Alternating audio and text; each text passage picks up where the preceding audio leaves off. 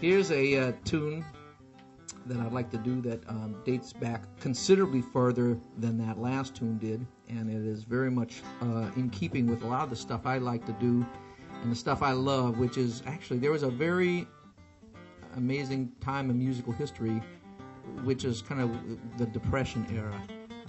From about 1927 till about 1932, there was some amazing music that got made and also got recorded, because it was sort of the beginning of the recording industry in a big way, and it was the beginning of a number of people in the United States discovering that, hey, if a bunch of people across the country will buy millions of copies of Enrico Caruso singing opera on 78, and will buy millions of copies of foxtrots and waltzes and ballads by named orchestras and bands and stuff, maybe these people would also buy music that's kind of the music that's around them. Maybe a bunch of people in Virginia and North Carolina who listen to music that often is called hillbilly music, maybe those people would like to actually buy records of hillbilly music. And this had never been done before, and it's a rather radical proposal, really. And it caught on big. And there were some very, very big blues stars, mostly women during that time.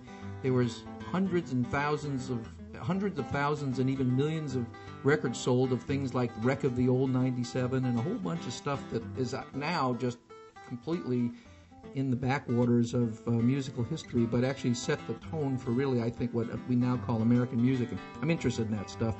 And at any rate, one of those guys that was a huge star back then was a guy named Blind Boy. A lot of the tunes that I like and do date back, like I said, to Depression era in 20s and 30s.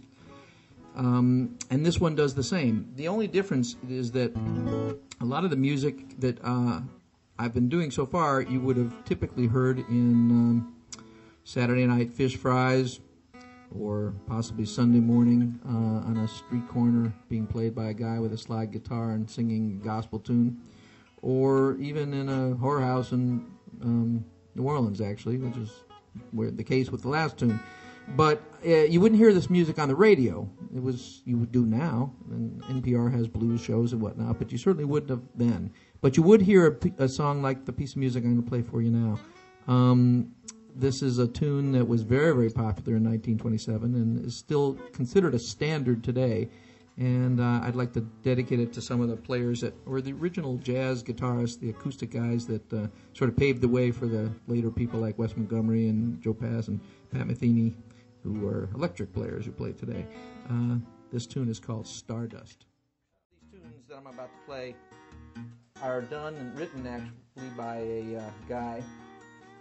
And we're going to call this guy Georgia Tom for the moment, because that's what he came on the American music scene in the 30s with that name. He was a pianist, and he came from Georgia originally, went to Chicago, but not before he had played with many of the great women blues singers of the time. And actually, women blues singers is kind of a redundant, actually, to say, because at that time, all of the blues stars were women. Bessie Smith, Ma Rainey, Mamie Smith, and they sold hundreds and thousands of records, an unbelievable amount. They really were stars in all of the senses of the word that we think about them, that word now. And there were no male blues stars except for one guy named Blind Lemon Jefferson, who still didn't sell anywhere near that much. And it was very interesting to think that later, the idea of a blues star would come to mean a B.B. King or a guy, because at that time it was all women. At any rate, Georgia Tom. Well, Georgia Tom had a partner, and that guy was named Tampa Red, and these guys were called the Hokum Boys, and they wrote tons of hits, were kind of risque, double entendre, party blues kind of things that were very big in the 30s, and this is one of them, and I'll tell you a little bit more about George Tom in a minute, but first I'm going to play this song, and the song, which dates back to Depression, so that kind of makes sense of the title, which doesn't make any sense these days. You can't get that stuff no more. New Orleans is a place that is, I was having dinner with Arlene and Rob last night, and we got mawkish about New Orleans. What's happening there really affects every American musician, I think, particularly ones who take a good deal of their music from that neck of the woods, as do I. And so just seeing what has happened and what still will be continuing to happen for probably another couple of decades is a kind of a heartache. At any rate, it is, in short, really the kind of seminal point for a lot of the music that we now call American music today, certainly jazz of any flavor. And I'm going to play a tune that's done and written and made, recorded by the guy who called himself the inventor of jazz, which sounds kind of odd, you know, the inventor of jazz, what does that mean? But Jelly Roll Morton probably, in fact, if anybody deserves that title, it would really be him, and I don't think it's even now all that far-fetched. At any rate, he played piano, as do a lot of the people whose music I really like and try to play on guitar. And the tune is called Winding Boy.